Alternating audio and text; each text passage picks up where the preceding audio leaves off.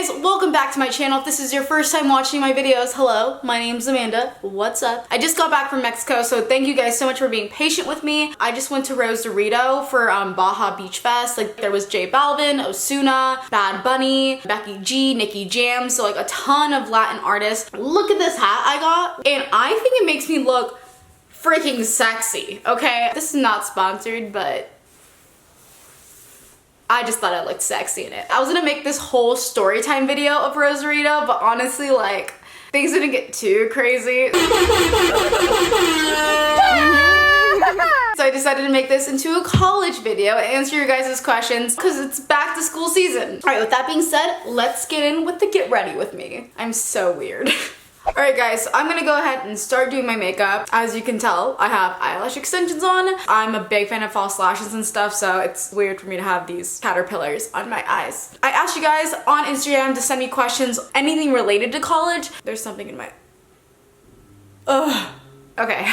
I've already moisturized my skin. I added a facial oil as well. I only really use facial oils when my skin's super dry, and that does happen with like stress and dehydration, which is a common thing in college. The one I use today is by Elemis, I think it's pronounced. I'm going to be listing all the products actually in the description box so I don't have to repeat everything that I'm saying. Also, I really want to show this shirt really quick. Bad Bunny baby! I only bought this shirt because it was so cold when we left the concert and I was like ready to cover myself in anything. I was wearing a bodysuit, so I was basically naked. This is a good question. How to handle limited diversity on campuses and in classroom settings. So this I find to be a really good question because I went to a primarily white school. I don't know the exact statistics, but I'll place it on the screen. I went to Cal Poly Slow, and it's kind of like notorious for being a super white school. So when it comes to not having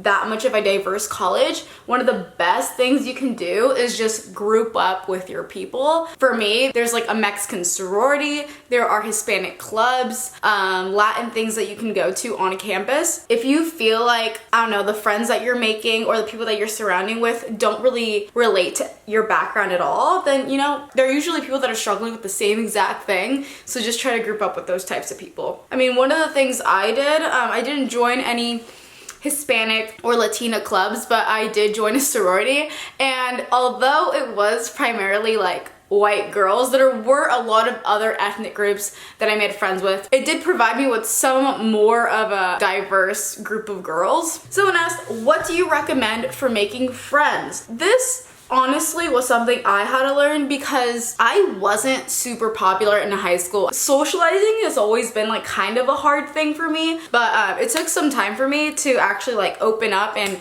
talk to like new people. I remember, and I feel like this might be weird to some people, me and my friend Vinny, if you're watching this, I love you. We have so much in common, and we always say it's because we're both Geminis. It's just like a funny thing we always like say. And him and I went to every single door in our dorm, knocked on it, and introduced ourselves. That's a little forward, and so if you're not like me or him, then I totally get it. But that is one thing I did, and that was, I guess, the easiest way to just meet new people. A lot of the times they won't remember your name right off the bat, but if you make the effort to say hi, then maybe next time they see you, they're like, hey, you're that random person that knocked on my door at 10 p.m. And it could start a beautiful friendship. But something I continue to do as I got older through college was I made friends with social people, and the best thing about that is they legit do the work for you. In my sorority, I made a lot of friends on my own, and I introduced those friends to my own college roommates, but some of my college roommates were so popular. They were in a business fraternity, and I met a lot of my guy friends and a lot of girlfriends that were in Delta Sig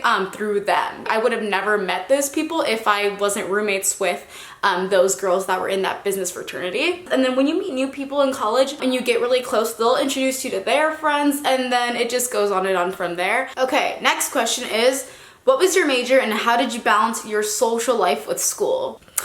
Yeah, I guess I was really bad at balancing both of those things in college. When I first went to Cal Poly, I did not start off with nutrition. My major was biochemistry because I wanted to go to med school. I wanted to become some sort of doctor or nurse, or I don't even know. I was also pretty good at science in high school, so I just assumed, oh yeah, like I love biology, let's just do biochemistry. So stupid, because they're not the same at all. So I struggled in my first year in college, and then I finally got through the process and I switched to nutrition, which is a way better major for me. I love food, as you guys probably know if you've seen my videos. So becoming a nutritionist was just like the most natural move for me. As I mentioned earlier, a lot of my friends in college were super social, so there were always a lot of house parties to go to, or there were always friends that were going downtown to grab drinks. I mean, if you were already in college, then you would know that it is just exponentially harder than high school. I knew going to college it was going to be hard, but I had no idea, being like a straight A student in high school, that I would be failing some exams and barely passing classes. It was the biggest change for me. So it's pretty hard to balance a social life, wanting to go out with your friends, wanting to meet new people, and also wanting to do well academically. Biggest tip I can really give on like how I did it was using Google Calendar. I've talked about this so many times I feel like on my channel, but I just swear by it, and this is not sponsored at all. But Google Calendar is something I use a lot in college just to organize my life. But basically the way I used it was, if a friend wanted to hang out or grab coffee, study together, I would always put it in my calendar, the time, the day, and I would try to block out times that I knew I needed to study. Best way to maintain your social life and hang out with friends is to study with people. I'm not the type of person to study in like, I guess, a louder setting. I study better on my own, but if I'm bringing a friend with me to a coffee shop, we both have our headphones in or something, and we're both doing our own thing, we can be so productive together. Or if I'm going out one night and I know I want to go out, I always study a lot before I go out, so I feel like I kind of earned it, you know? Let's make that chiseled look. Ooh. Another question, boys, talk to them or ditch them? Both. It definitely depends on the boy you're talking to. I have mentioned this a few times in my past videos, but I don't talk about it very often. I dated my way through college. I used Tinder a lot. I also used Bumble in the past. I used Hinge a little bit, but I used that for maybe a day or two. But Tinder was like my main thing I used. I never had a boyfriend in college, but there were boys that I kind of had a thing with for like, I don't know, a few months or something, but it never really led to anything. And there were other guys that I maybe talked to once and never talked to ever again. There were some guys that it really took me a long time to realize that they weren't worth my time. There were some really terrible guys I met in college, some that, I'm not even joking, called me an Uber to take me back home and then canceled it on its way to take me home. And then also just having guys like block me, and then me finding out they have girlfriends. There's just so many trash people out there. And there were also really amazing guys that I met in college that were just the sweetest boys ever. So really, it just depends on the man.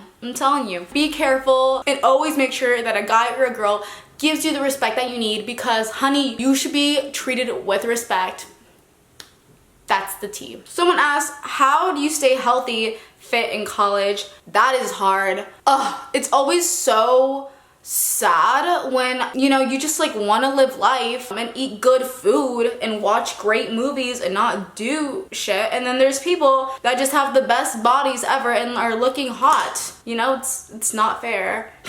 Something that I did was I always had like a workout buddy. A lot of my roommates loved working out, and it was so fun having like someone to go to the gym with, or like someone to motivate me to work out with them. Going outside, going on a run, or like going to Whole Foods and making healthy salads together, or you know, stuff like that. Like always having a buddy with you really does motivate you to like live a healthier lifestyle or an unhealthy lifestyle, so choose your friends wisely. I really do believe in the 80-20 rule. 80% of the time, eat a plant-based diet, mostly vegetables, eat your grains, your fruits, have your like sources of protein, your healthy fats, and 20% of the time, if you want to go out and get pizza with your friends, if you want to go to Taco Bell, live life. Don't hate yourself about it. Drinking one slushie isn't going to make you fat, just like eating a salad isn't going to make you skinny. So don't beat yourself up for eating unhealthy sometimes. If you're eating healthy a majority of the time, then you're living a healthier lifestyle. Okay, another person asked, self-care strategies and eating healthy on a budget. If I ever ever had a night of drinking and then the next morning I have a terrible hangover, some of the best self-care tips I can give people is, first of all, always have a glass of water next to your bed. The best feeling is waking up when you're like feeling maybe 20% alive and seeing a big tall glass of water next to you. Ugh! Best thing ever. Sober self will thank your drunk self. I've also done face masks before with some of my roommates after like going out. Sheet face masks are the best thing, or going to Lush and like sharing those like cream ones with your friends. I know one of my friends would drink coconut water after a night of going out, which I thought was just so healthy. A lot of people resort to like drinking Pedialyte, but I hate Pedialyte. As for eating healthy on a budget, I think plant foods are some of the cheapest things you can buy. You don't have to buy organic if you can't afford it. I mean, you can buy brown rice in bulk, grains like quinoa. One of the things I would do was I would go to Costco. I have a Costco card. I would go and buy things in bulk and I would split it with 1 or 2 other people, and it would really cut down the cost. Okay, someone else asked, do you recommend living on campus? I think this question really depends on where you go to college and how your college campus is. But for my college, I highly recommend living on campus your freshman year of college, because that is when you meet a lot of friends. There's just some sort of like positive energy your freshman year. Everyone is just the most social they've ever been. So I'd say take advantage of that positive energy and meet a lot of people your first year. There was this restaurant called VG's and they would sell waffles with like this jam on top. They were open until 1 or 2 a.m. So many freshmen would go to VG's after partying and eat these waffles. And it was funny because, I mean, I was vegan my senior year of high school. So obviously when I was a freshman in college, I was vegan and I couldn't have these waffles, but I'd still go with my friends after a night of going out. And I remember I would order this little container of like fruit, like grapes or pineapple, and I'd be eating that while everyone else had waffles. And like, you're not gonna get that experience if you live off campus. So that's just another reason is eating when you're not supposed to. But when it comes to post first year, highly recommend living off campus. I feel like it's kind of a stepping stone. I know a lot of people will live in the dorms their freshman year, then they'll move into an apartment, then they'll move into a house, because living in a house is a lot of responsibility, but it's always nice to have your own place and not have to worry about disturbing anybody else. Wait, where did my eyebrow go? Oh, here it is. All right, someone else asked, advice on joining a sorority, pros, cons. I'm very passionate about this, so buckle your seatbelts. I don't love that going through recruitment for sororities, they really kind of force girls to be someone that they're not. Straighten their hair, or they had to like put on makeup to like be accepted by all these older sorority girls because they were fresh out of high school and intimidated. But I mean, in the long run, no one forced me to join a sorority. I made the decision on my own. Just want to clarify that. The biggest point I'm really trying to make right now is just don't be someone you're not. If you're not vibing, don't feel like you have to fake your way in because maybe it's the most popular sorority on campus, or you know, all the hot fraternity boys like girls from that sorority. Like, I promise you guys, in the long run, you're not going to care. Sororities really choose people that are very similar to them. So if you're not liking somebody, don't pretend that you like them. You know what I mean? I mean, be nice, but don't fake your way in. But would I recommend someone to join a sorority? Totally, 100%. I had really great experiences with my sorority, and I love a lot of the girls that I met, and I still talk to them a ton. But I mean, I wouldn't tell people you have to join one if you go to college. It just depends on the person. I love this color. This is so pretty. I'm so pleased right now. Yeah, that's amazing. Okay, and that was the video. Thank you so much for watching. I hope I answered some of the biggest questions you had for college. If you have some that I did not answer in this video, please let me know down below in the comments. We can make it a open discussion, you know, see what we all want to know. All right, guys, see you guys later. Bye.